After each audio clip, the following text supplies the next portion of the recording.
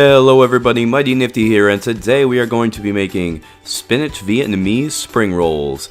These are inspired by the fight with Shiva from my latest review of Batman Arkham Origins. They're a great fresh meal to lighten up your day, and they're very low calorie, so let's get started.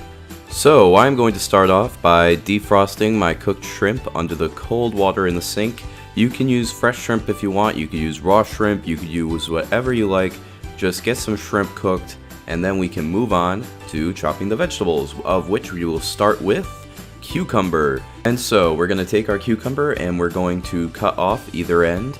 This is just going to make it a little bit more stable when we start to do the next step, which is to peel it. You want to peel all the way around the edges. If you want to leave the ends on, that's fine, but I prefer to take the skin off. And then we're going to go through and we're going to cut the seeds out of the cucumber. You can do this a million different ways. I know there are a couple devices to actually seed cucumbers automatically, but here, just take a look and see how easy it is to do with a knife. So I'm going to give you a vertical view, and just like that, see? No problem whatsoever. And then once that's all set, we're going to move on to cutting our red bell pepper. So what I like to do is start by taking the top and the bottom off. This is going to turn it into a nice cylindrical shape so that it's pretty stable when we try to cut it.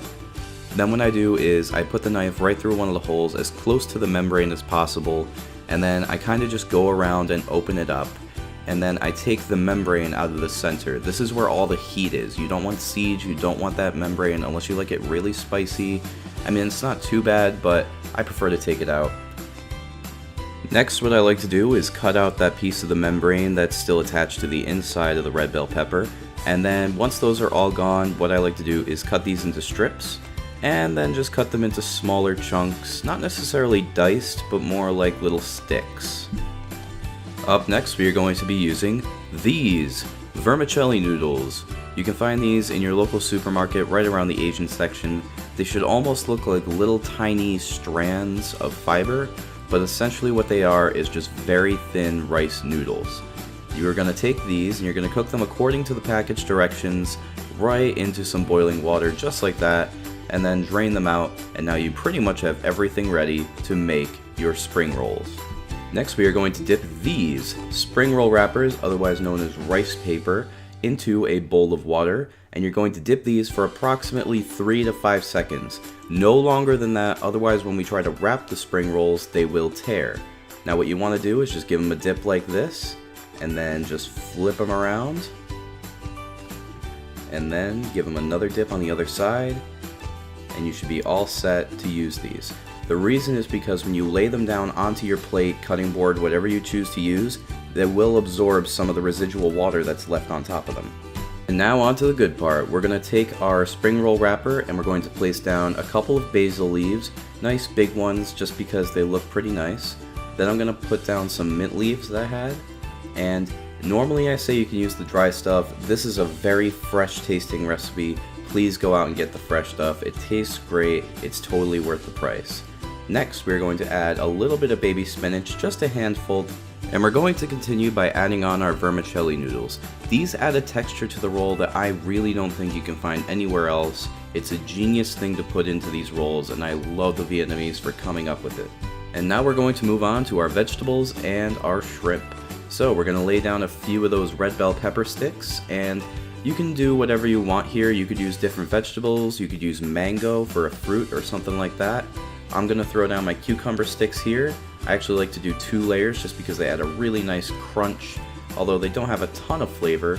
And then, to top it off, just a few of our shrimp. I believe I'm trying to do 3 per roll here. So we put down 3 shrimp, and we try to keep it as close-knit together as possible. And honestly, I overstuffed this one. So please take my mistake and turn it into your lesson. Don't overstuff these. They make it impossible to roll. They don't want to close, and you really want to leave some space on the side so that you can fold in the sides before completely rolling. This is a perfect example of what not to do. And again, if you don't roll it tight, it means you can't cut it, which means you either can't serve this as appetizers, or maybe it just means that you can't take nice pictures for your lovely YouTube channel. Either way, just don't overstuff it.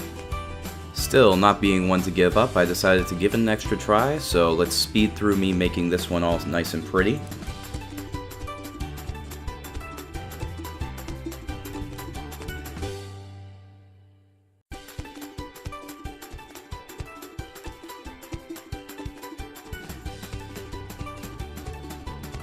Alright, and now I'm going to show you how to roll these things up properly. So you just want to take the back and fold it over, and then once you get it nice and tight, you want to fold in those sides.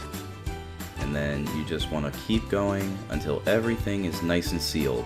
The good part is that this whole roll is very sticky, so if you do miss a spot, you can always keep folding it over until you just keep rolling and it ends up looking like this.